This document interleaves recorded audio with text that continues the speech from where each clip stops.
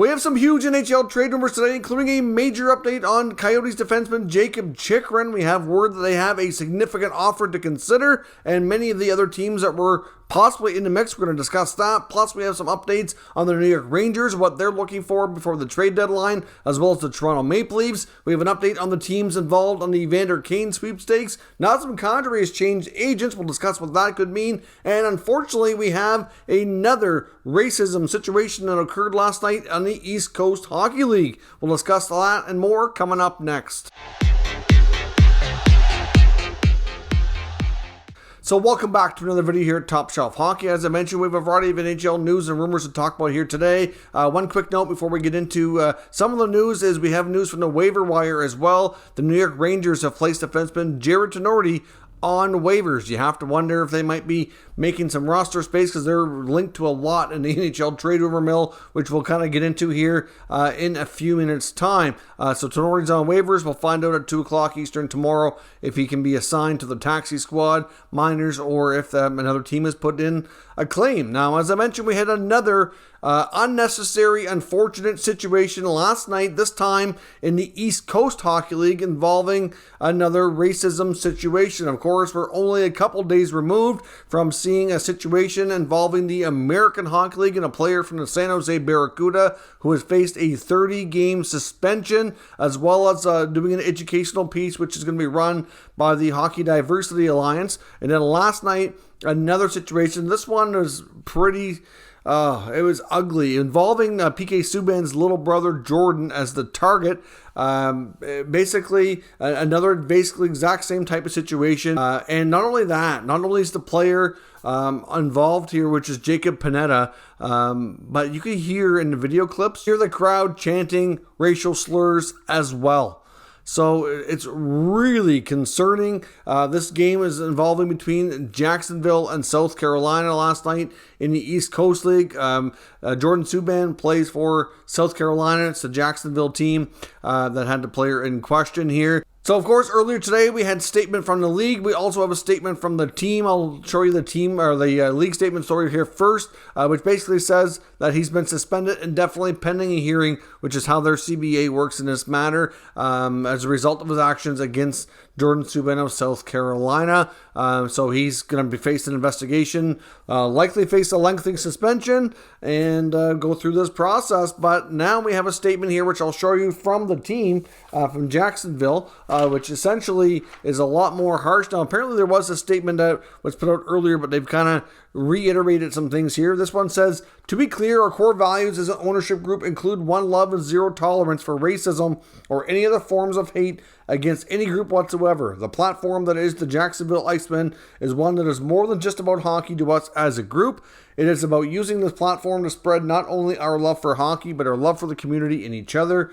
Though the investigation and review is ongoing at the league level, the Jacksonville Icemen will be releasing the player involved effective immediately and will continue our mission of sharing our love of community and hockey. On behalf of the entire Iceman organization, we apologize to anyone who was offended and look forward to beginning the process of healing together as one, signed Iceman CEO Andy Kaufman. So the player has been released. So essentially, it's like, in most professions, you go into your job and you do a racist act, you're likely going to get fired.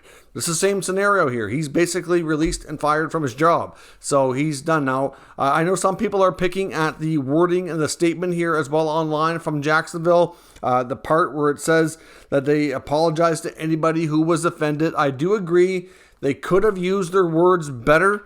It makes you think that maybe they don't fully understand the full ramifications of really what happened here.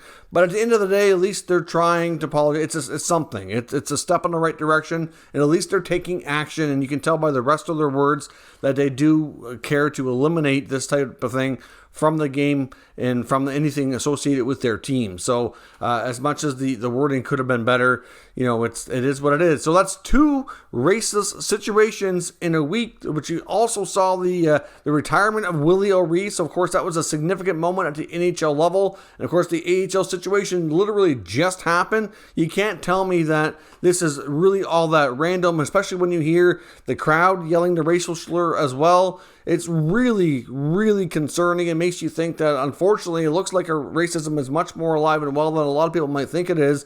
And, it's really a really bad situation. Nobody deserves to be picked on based on their race or ethnicity background or anything, religion, sexual orientation or anything. Why can't we just accept people for who they are? And that's that. Like, when you can't give me the whole heat of the moment, heat of the battle thing. Like, you know what? That's just flat out wrong and unacceptable in today's day and age. I would have liked to have hoped that we've all learned enough, to be able to not see these things happen. But apparently that's not completely the case. But he's been done. We'll see what kind of a situation the league hands down.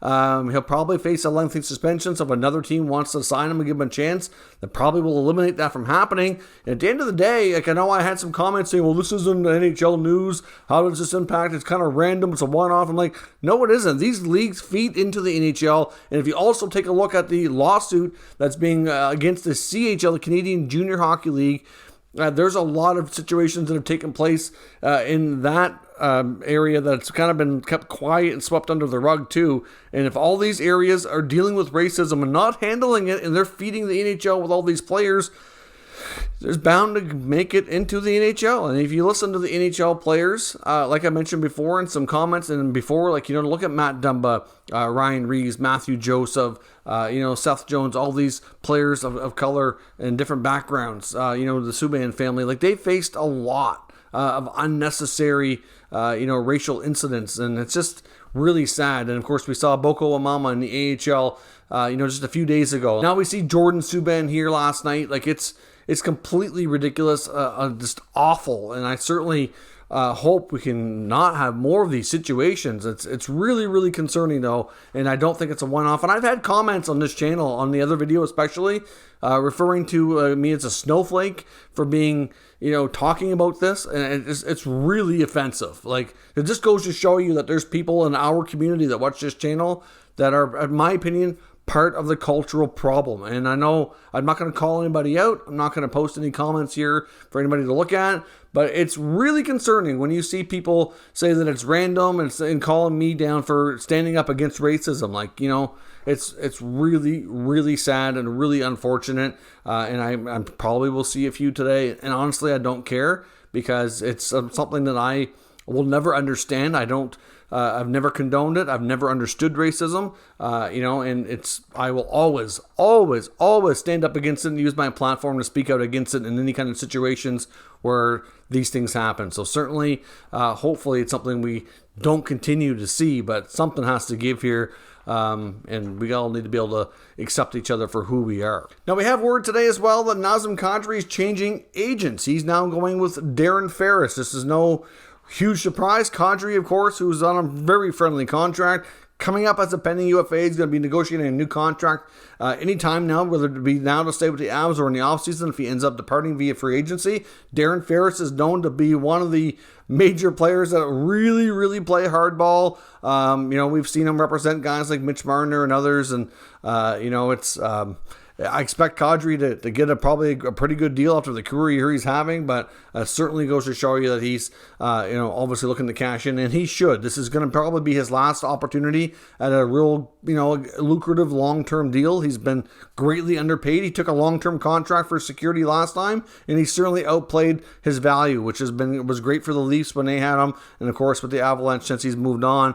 But he's certainly shown what he's valued at this year, and probably coincidence that it's a contract year for him as well. But we'll see. He's certainly going to get paid, and Darren Ferris is going to help him take care of that. When it comes to Evander Kane, as I mentioned, there was some word that there was probably about 3 teams still in the mix. We only really knew about the Oilers. It's believed the Panthers are still in the mix, and now we know a third team, and that's the Washington Capitals apparently are also in there. I don't know that they're as serious as the Oilers. It sounds like the Oilers are certainly still the front runners, but certainly a situation where they're certainly involved. I mean, the Capitals are having a solid year. It could be a situation getting heading into the deadline between the Caps, the Pens, the Carolina Hurricanes, others, Rangers in that division. It could be a bit of an arms race trying to load up for the deadline with whatever they can squeeze in under the cap here. So, of course, they don't have to give up assets. So I understand, as much as I'm not fond of what we've seen from Evander Kane, I do kind of understand why some of this is being considered. But you know what? It really boils down to if you, not only what you're going to get on the ice, but is he going to interrupt and be disruptive in your room is the bigger concern here. But I don't know. I'm not really sure it's the best move for the Caps, but I understand why they're looking for help, and it's not, like I said, something they don't have to give up assets for. We'll find out. Hopefully, like I said yesterday, there's word that we should have a situation finalized on the Kane, whether he's going to be facing suspension or not, in the next day or two, and we'll get word on that, and if there's going to be a signing that should come right after. Now, as I mentioned as well, we have some pretty significant trade rumor updates. Well, first, I want to look at Chychrun of the Arizona Coyotes is one of the top players available on the market, and the Coyotes are getting a ton of interest. No surprise. We've heard a lot about him in the last few weeks, and Jeff Merrick and Elliot Friedman discussed him on 32 Thoughts segment last night on Hockey Night in Canada, and it sounds like, based on what Merrick was saying, is that they do indeed have an offer to consider meets the criteria, which is 2 players that are still relatively young, former first-round picks, as well as a future first-round pick included in the package. There was no mention of what team that was. We can speculate on who it would be. Fair to say it's not the Rangers, but we do know that they are in there as well. He had mentioned that the Rangers have inquired on Chychrun and have offered some sort of a package that revolves around Vitaly Kravtsov. Now, could the Rangers turn out to be the team that's also the one with the 3 assets that meet their needs?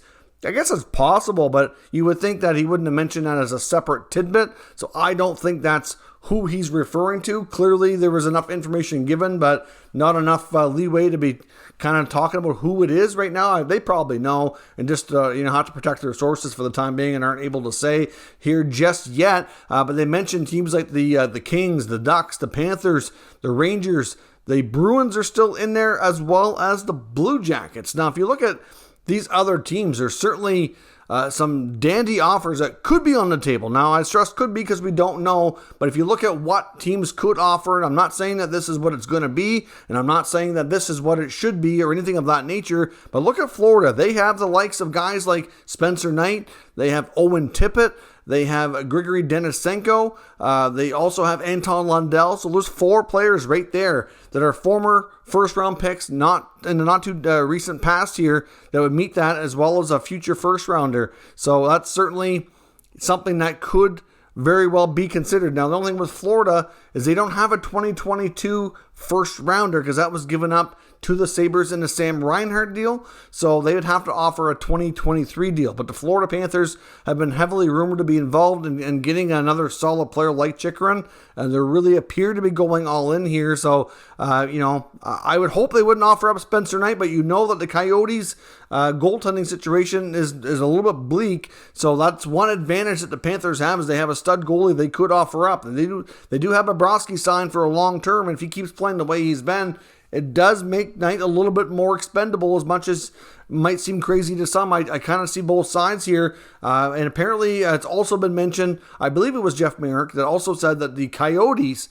are really, really high on Anton Lundell. So if they're getting an offer of Lundell and one of those other players, whether it be Knight, Tippett, or Denisenko, along with a first rounder, that might be very intriguing. Obviously, the deal's not done, so it's not like a slam dunk, yes, we have to do this, but it's certainly probably at least perking up their ears.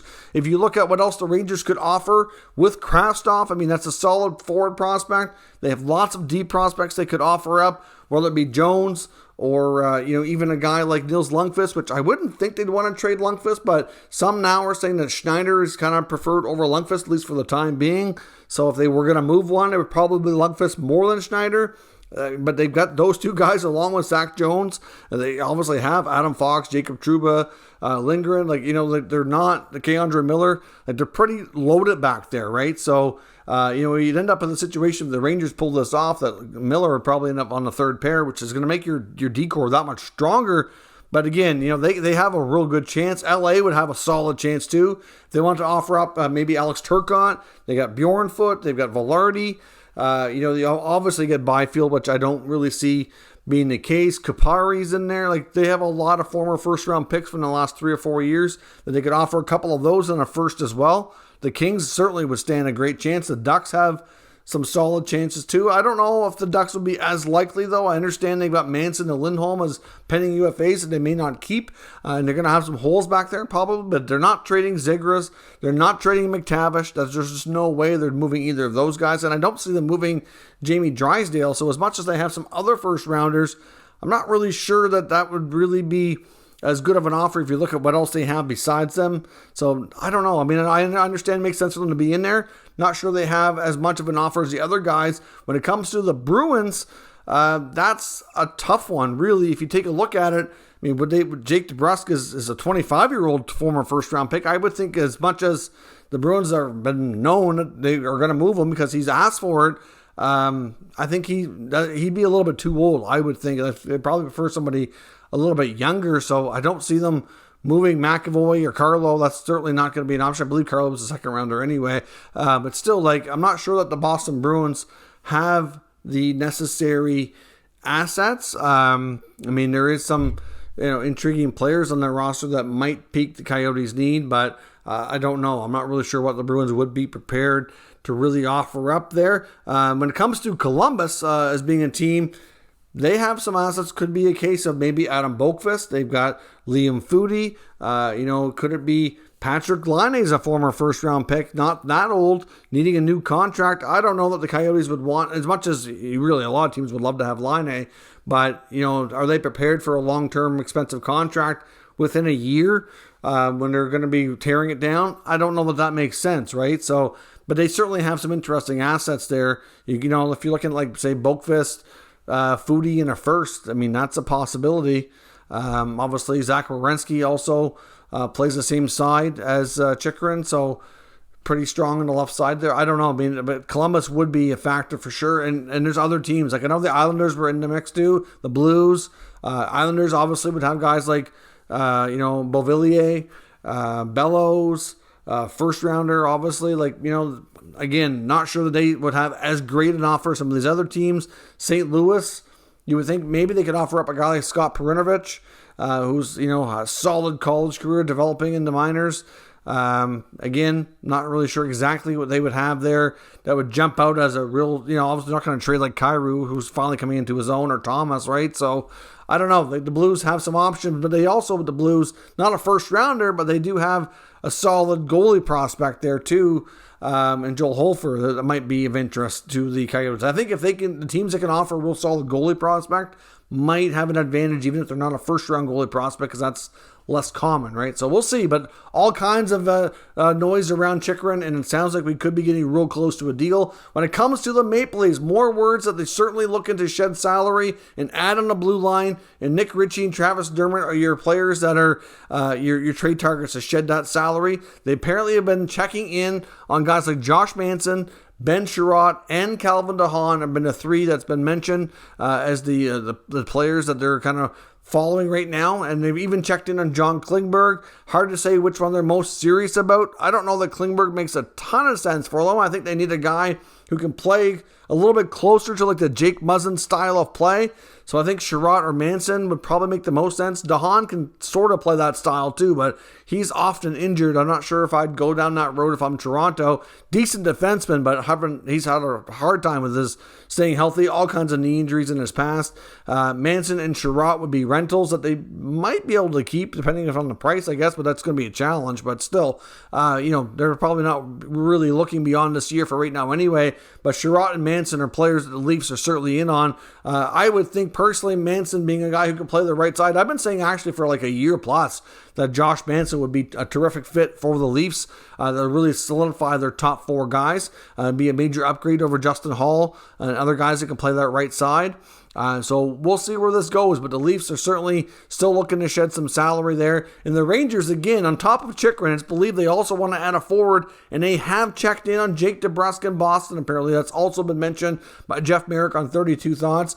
So like I said before, they're looking to add multiple things. It's believed Chris Drury and ownership are really looking to make a move here to go for it, considering how strong a team that they've shown this year. They've really done well, and they want to take advantage of it. They could be in the mix here for a cup. I wouldn't completely rule out the fact that they trade Georgiev as a backup goalie either, because he's going to have a lot of interest in teams that need goaltenders. And certainly, as much as they need 2 goalies going into the playoffs, you know that Igor is going to get the bulk of the playing time. And Georgiev has made it known before that he would look for a trade. Now, that wouldn't be probably a good swap with the Bruins. That's likely not going to be a fit there.